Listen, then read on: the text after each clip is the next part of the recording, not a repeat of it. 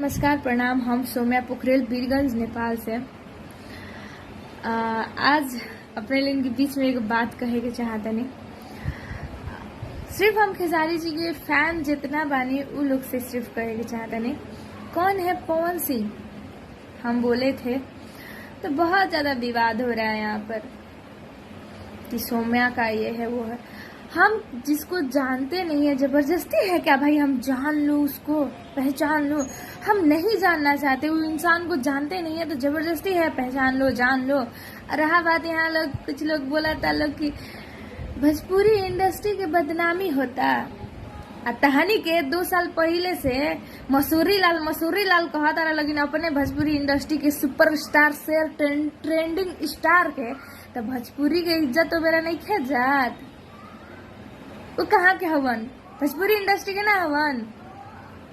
रहल बात कुछ कहे के तो हम सबसे पहले खेसारी जी के फैन है, ओकरा अलावा कुछ है ठीक बा।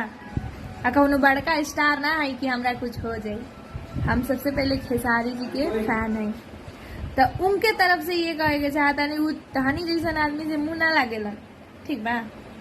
उनका तरफ से बहुत सीधा आदमी बनू केहू के उतना फुर्सत नहीं थे केहू के वो जवाब दियन। तो वैसे हम देखे नहीं उनकर हर वीडियो, हर हाउ कौन नेटा पोटाहा कौन बालोग लोग के कहे लोग मसूरी लाल यादव कौन है पवन सिंह नहीं जानते।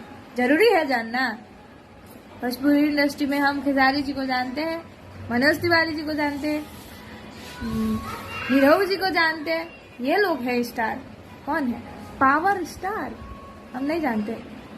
सुबह सुबह हमको फोन आयल रहे भोरे कि रात के हमरा फोन आयल रहे एगो नंबर से, तू एंगे कहबो नु पवन सिंह के बारे में तो तहरा भोजपुरी में काम ना मिली, लागत तक की लिखवा ले बड़न।